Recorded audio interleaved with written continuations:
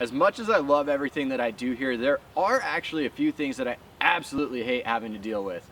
But before we jump into that, welcome back to Molnar's Garden.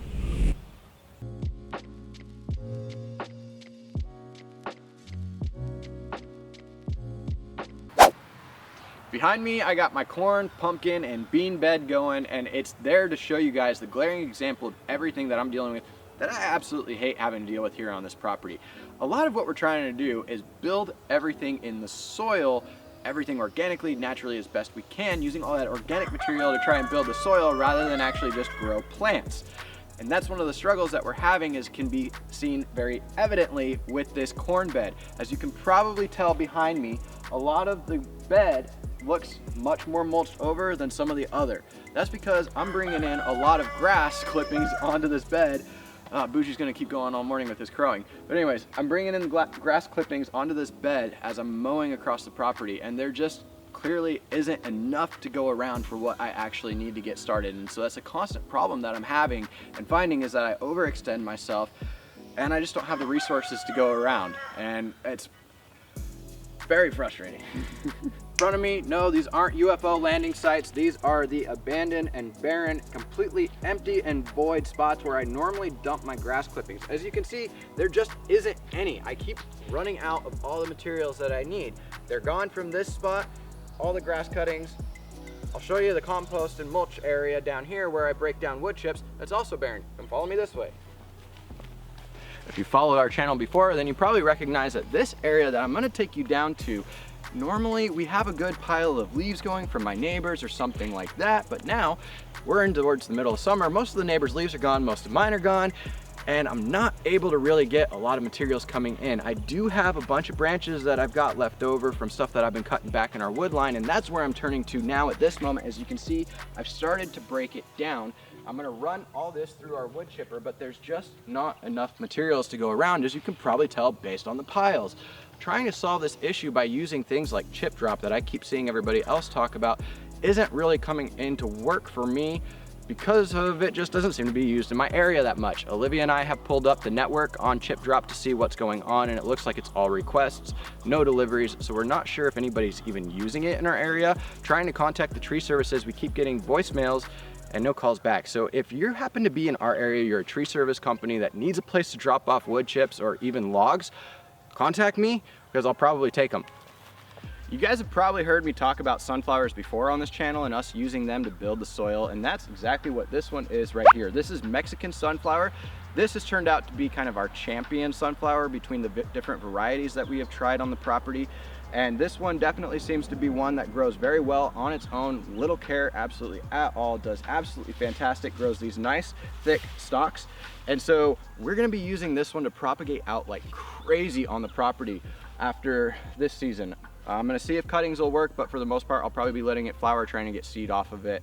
We'll go from there. But essentially, this one is just absolutely great for chop and drop, using the cuttings to just mulch everything over. And so we're gonna be propagating this out like crazy all over the property, because this issue of not being able to find materials is just not something that, it doesn't fit what we're looking for with our property. Olivia and I got this place looking to be as self-sufficient as possible. That's everything that we wanted in our goals after everything that we lived through with COVID, going through lockdowns inside a condo.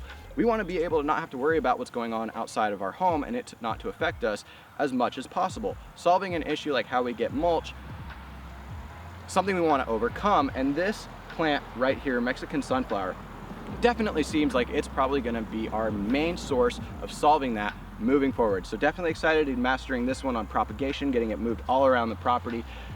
This is going to take care of our issue, I think, pretty good.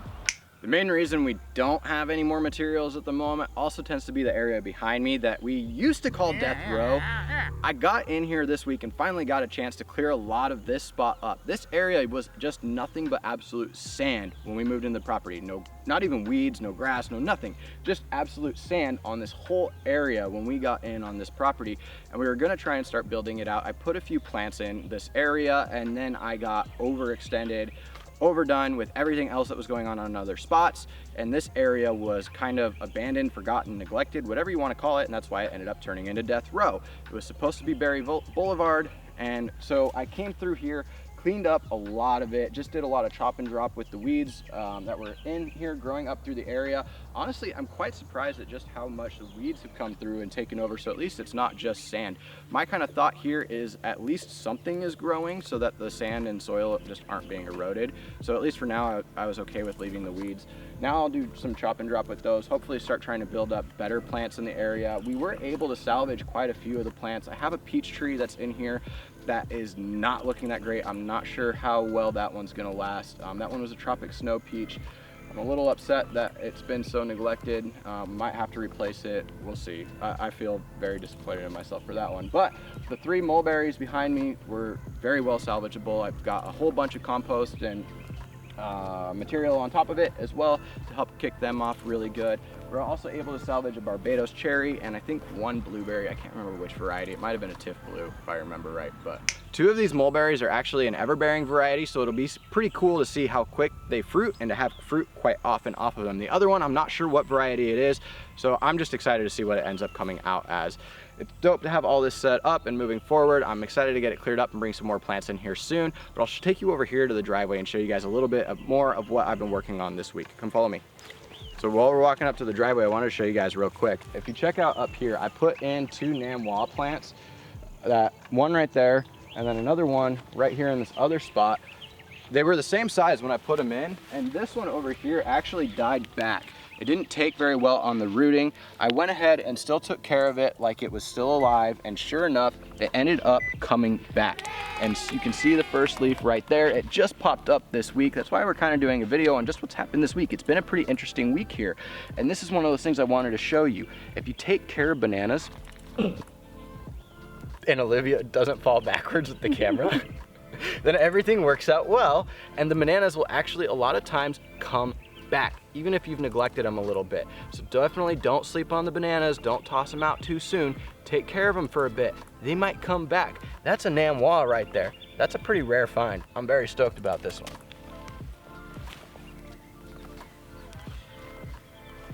Now, not only is mulch very important for the plants, but also the fertilizer, compost, things like that, that'll actually feed them. One of the ways we're trying to do that is with our chickens. We use a lot of their poop to try and get around. But right now, our chickens are still young. We're still in the first year of our property. And so it's taking some time for everything to build up on that system. We've got plants right here like our birds of paradise. Now, these are your normal orange ones that I used to have all over in San Diego. I love these plants. I see them out here in Florida, so clearly they do well. Ours ended up dying back during the winter, and it caused us a bit of concern. We are a little further north than the Tampa area where we normally see these out here, and so we got a little worried for a second, but we had them all come back after the freeze. And so now, to help them out, while we don't have our chickens quite at the point to spread the poop to these guys, we're bringing in a little bit of this stuff, as much as I hate bringing it in, but we're just using like the cow manure stuff that we're finding at our Lowe's nearby, to try and supplement it in. The wood chips have definitely helped on a lot of the plants, on the ones that I've been able to get them around. So we'll scrape back some of the wood chips around this particular bird of paradise and see how the sand's looking there compared to what it was last year, which was just sand. So as you can see right here, this is the native sand and everything that we've been working with on the property. All of this down here where it's looking much darker is all the wood chips that have been breaking down and everything, and that's really all we've put on the property. And so in order to get this plant to grow much more fully, grow faster, start actually hopefully being able to flower, I'm gonna go ahead and give it a little help with this cow stuff right now. All I'm gonna do is just take this, pour a good amount of it in, and then just kind of smooth it around, break up any chunks. Oh look, beetles coming out already in the bag from being left out from yesterday, from the other ones that I did. Just gonna break up a lot of those clumps that are in there, get them more finely grained out. Back it in pretty good, and smooth it back up. Yes, I get, for a lot of you out there watching me do this, you're probably going, oh my God, he touched cow poop with his hands, that's gross, why isn't he using gloves? Well, kinda, at this point, get poop on my hands at least once a day between chickens, a baby, and dogs and cats, so I just don't worry about it much anymore. I can wash them later, it's not that big a deal. So I've been doing the same thing with all the queen palms on the driveway as well. Quite a few of them got hit pretty hard during the winter freeze, and so they died back with how young they were and have been trying to come back. This one's doing a pretty good job of it. Been putting out a lot of new growth, so I'm gonna give it a little bit as well so that it can continue doing that growth throughout the rest of the growing season that we have. Now, as I'm doing this with the palm trees, I am trying to be a little careful because you'll notice down here, palm trees have a very shallow root system a lot of the time, and so you wanna be careful not to damage that too much or disturb it. But overall, palm trees are pretty much a low maintenance plant. Do I really need to do this? Possibly not. But I'm going to because they're in my driveway and I want these trees to grow as fast as possible. So I'm going to scrape it back about as wide as the canopy stretches. So that way, you know, I'm coming a little short, but it's not too big a deal because the main canopy is really right in here. So I'm hitting kind of that around where the canopy is. I'm going to apply the compost. That's essentially where I'm keeping it because that's where the roots are going to be for the most part. So don't really need to come out much further than that. And then same thing, we'll just drop some of this in there, dump this all in here. Same thing, smooth it around. Break up any big clumps. Another thing to keep in mind too is this is all composted manure, so there's not the bacteria in it that you're thinking of that I'd be touching with my bare hands if this was just regular poop straight out the butthole of some cow. So it's really not that gross. Just feels like a little thicker dirt, kind of like you're playing with mud. It doesn't even smell like poop.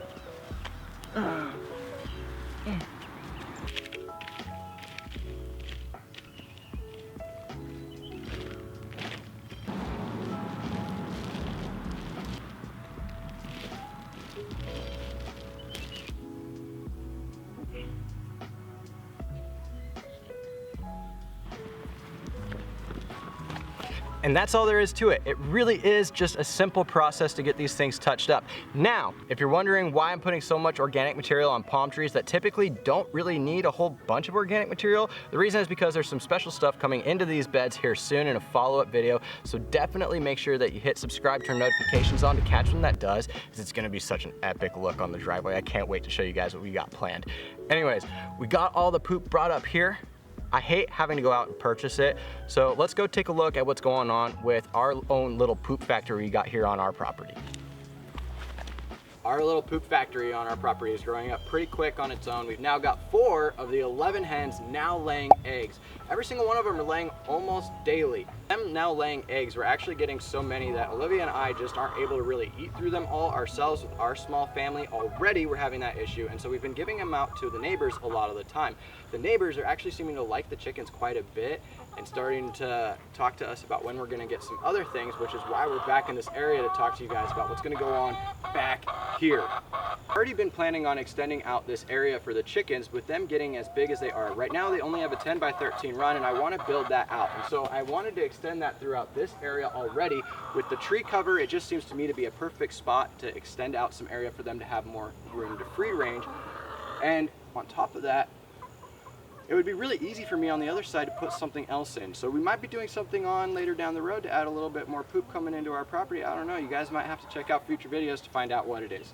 Now we have been working on free ranging the chickens a little bit more now that they've gotten a larger size. They do tend to stick together as a flock, which is nice. The downside is without having an area fenced off, as you can see behind me with these woods, they do like to venture out and get tangled up in some of the stuff. So we've been working on getting the animals trained to help herd them back into the area, and I'm going to be continuing to work on clearing out the area so it's not so tangled up. But for right now, they tend to stay pretty close to the coop. One of the big things that I've noticed really helps out with trying to get them used to it is this is the first time I'm letting them out in the morning since I have you guys to show everything on them coming out, if they even will venture out at the moment. But I tend to do this closer to sunset, usually about an hour to no more than 2 hours before. That way, as the sun starts going down, the chickens just work their way right back into the coop and put themselves to bed. I don't have to worry about hurting them. I just come hang out with them for an hour or two with Olivia and our son, and he runs around while the dogs chase each other, and the chickens get to graze throughout our property, and it works out great for everybody. It really is a struggle trying to manage all the resources on the property. That is one thing to keep in mind. It definitely feels a lot like a resource management game a lot of the times,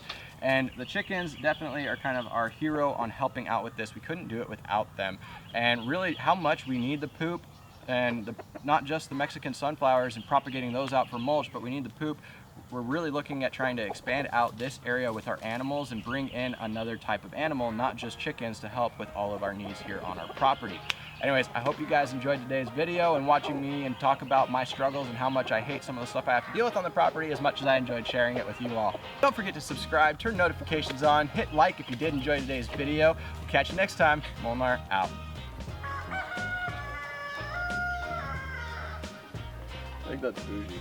Struggling so bad with this fucking shit. Yeah, okay. Go there. You can get out of your system, smack yourself if you have to.